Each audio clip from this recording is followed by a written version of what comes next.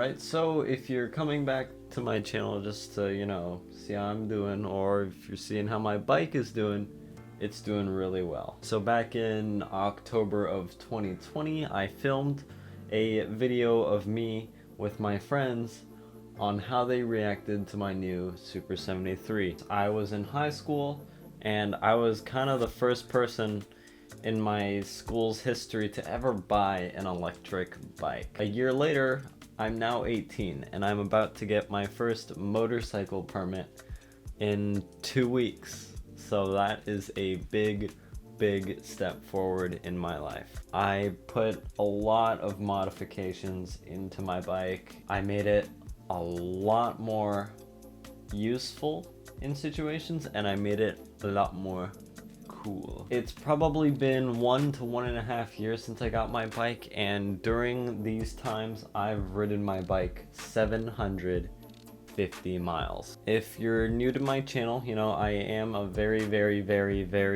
small channel, and I'm considering growing, so if you want to stay or stick around, I am a minimalist. I love motorcycles, I love bikes, photography, I love tech, all that cool stuff, traveling. That all is gonna be in the near future on my channel. I've been waiting for, one day to probably improve my bike. And for the past year, I've been always having to tie the lock onto the back of my bike, which is really exhausting because that bike lock is 10 freaking pounds. So before riding one of these, I really want to make sure that you do stay safe, always wear a helmet. I've been told that, you don't need a motorcycle helmet, it's an overkill. It is not an overkill. That wind is blasting in your face 25 miles per hour for 20-30 minutes straight wherever you have to go, and it gets stupid cold. I'm thinking about buying like a new motorcycle helmet just to protect my face, because the current dirt bike helmet that I have right now, there's this giant hole on the bottom, and that's where all the wind gets in, and my chin freezes, especially in the winter. I don't ride my bike that often in the winter, but I still do ride it. But now that it's summer, I'm gonna ride it even more. Let me give you a quick rundown on all the modifications that I've built on my bike. And later in the video, I'm gonna show you how I added on some specific things. Starting from the handlebars. The handlebars are from Cane Built. They're a very small company based in LA. These handlebars I thought were more on the expensive side, but the quality came out really nice, and they were $70. Same for the headlight. The headlight from them was $200. These are much better headlights than the ones that came on the original bike itself. They're much brighter, they're much wider. There's 3 modes. Lights go super bright, and the back of the lights also feature coolers. The back of the light has basically mini dividers, so whenever the light gets too hot, it cools it down faster, and when the light itself has a cooler, this light's gonna be powerful.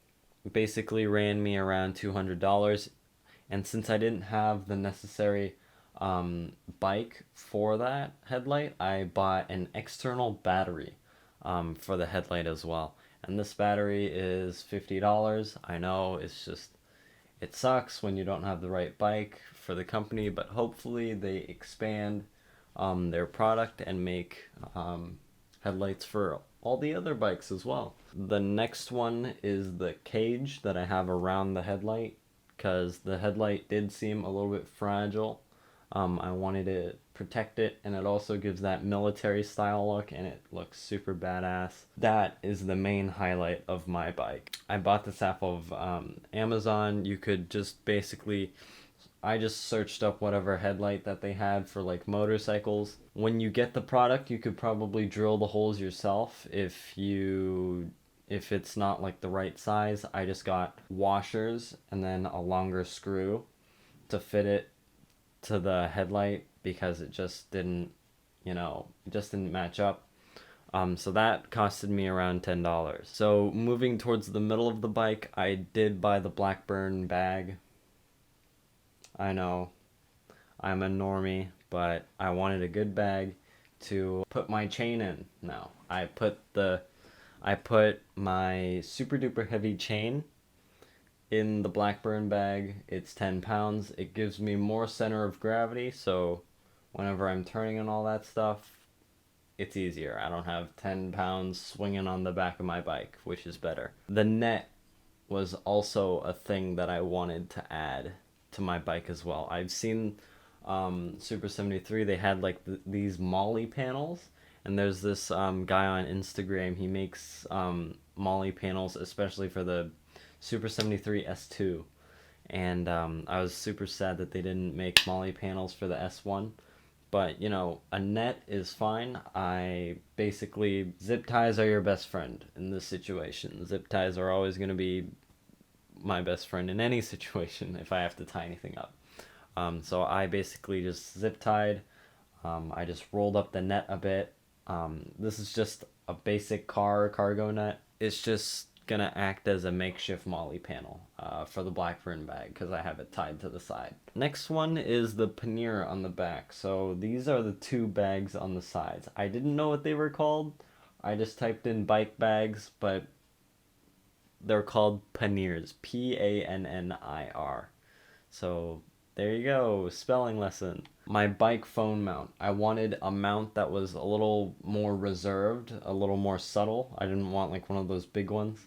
I wasn't gonna do off-roading or anything. This is my daily commute bike, so I wanted like a smaller phone mount just so it didn't look ridiculous when I didn't have my phone on it. And right now the one from Gub is beautiful. Last but not least is my bike alarm. So this, every YouTuber that has a Super73 basically has one of these. So this is basically a alarm that feels vibration, so whenever someone tries to knock on your bike or whatever, it's going to give them a warning. So it gives them 2 beeps, and then if the bike keeps on moving, the alarm sounds. So this, with my kryptonite lock, that is $70-$80. That thick lock, no one's gonna get through that lock without vibrating the bike, which is gonna sound the alarm. So that alarm is $15 and my bike lock is $80. So there are a couple problems with the bike after riding it for a year or so. Super73 S1, there is no suspension at all. Whatever little plank you run over on the road, whatever rock you run over, the only suspension is gonna be your ass. And hopefully you got a big juicy one because you're gonna need one. Second thing that I haven't been really satisfied with the bike is how the battery deteriorates really fast. On the website when I bought it, it said that it could go up to like 40 miles per hour. It now goes at a maximum about 20.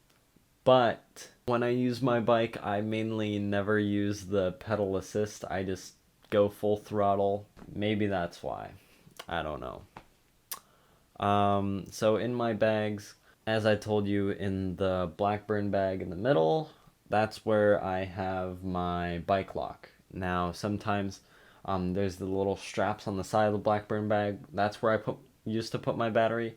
But more than once has it flown out when I tried to do something, so I ended up putting the battery actually inside the bag now, so that never happens. But still, I could use the little straps on the side. I put my bike keys there.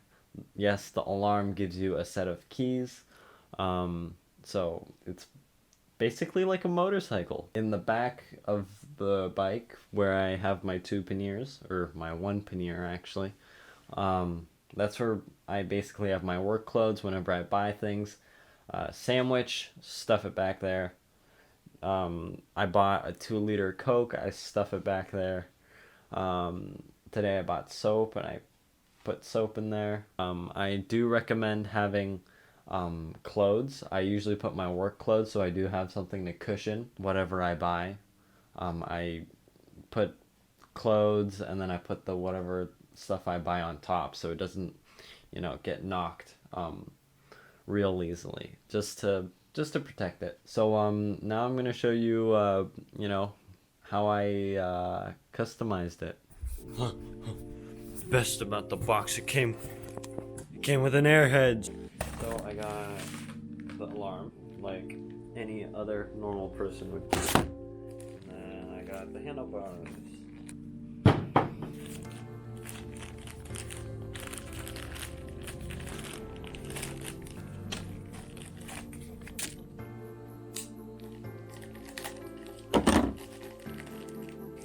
What I really like is the pattern on this one. Down here. There we go. Now I'm just trying to figure out. There's the little hole screw right here. The screw right here. So you could always take it, you know, take it off of any bike. Like the insides aren't rubberized like my old ones. So you could just trade it off for any bike whenever. Which is pretty nice.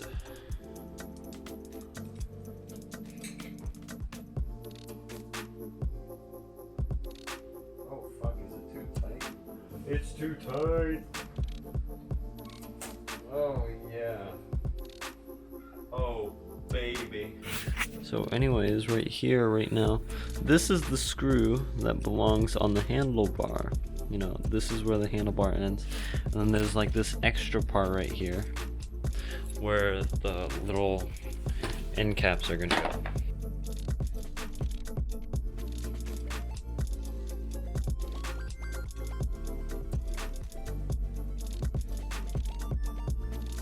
Well, everything looks like pretty sick, and then they put their fat fucking logo right on it, and it looks ugly.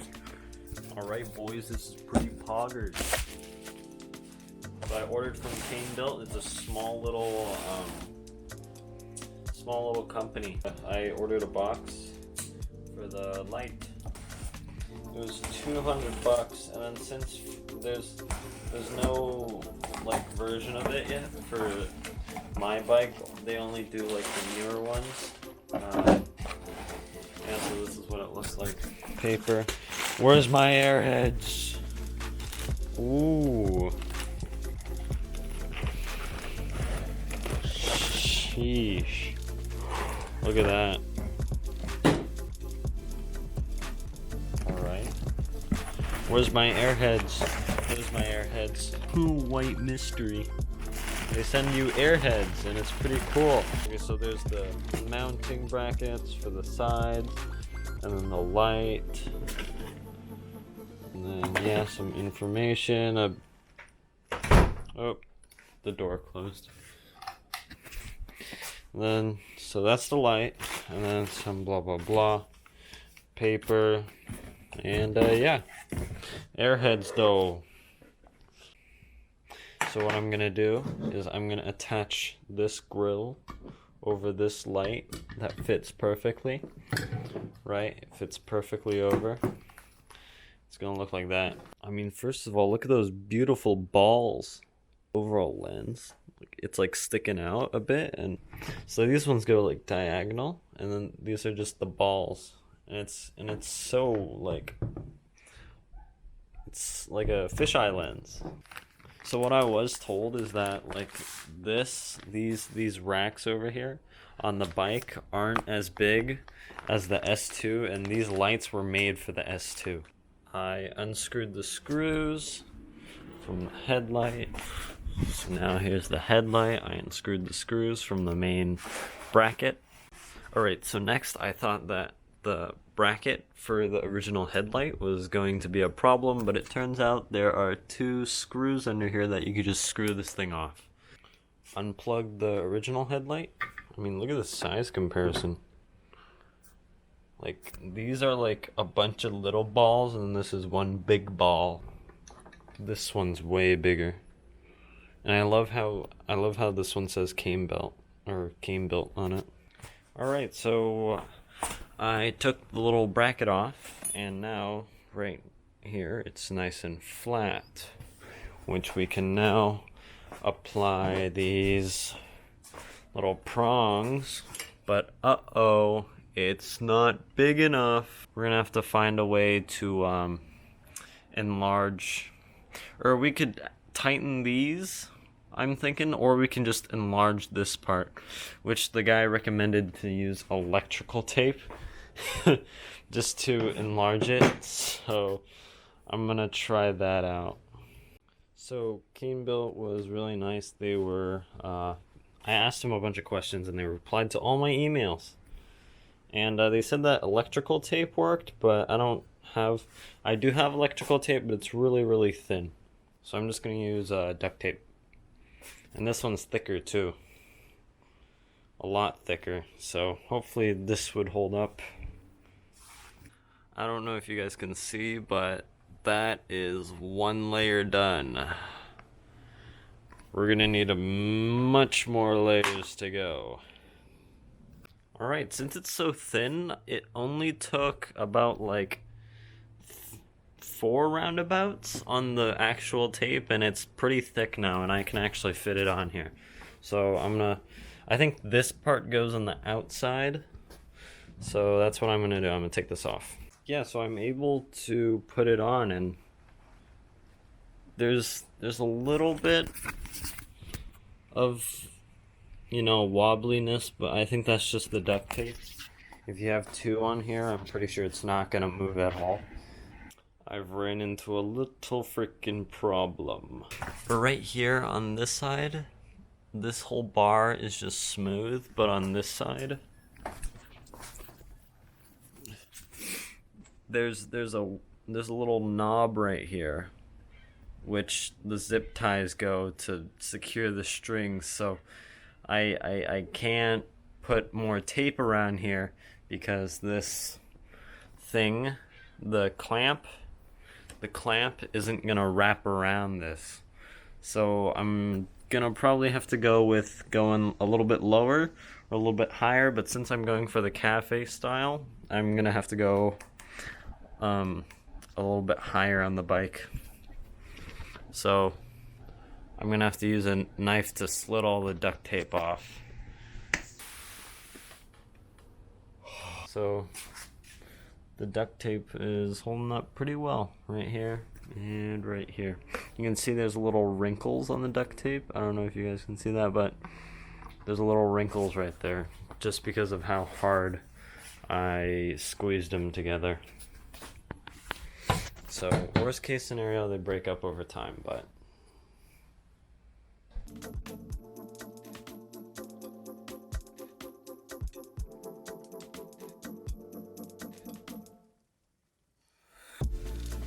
so hopefully that was helpful. I did spend a lot of time. When you buy a SUPER73, don't automatically buy all these accessories, all these things, but ride it for a little bit, you know?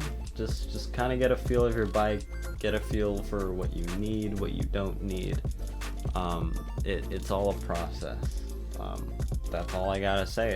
It's all a process, and you gotta just, you know, feel your bike, know what you need before you buy it.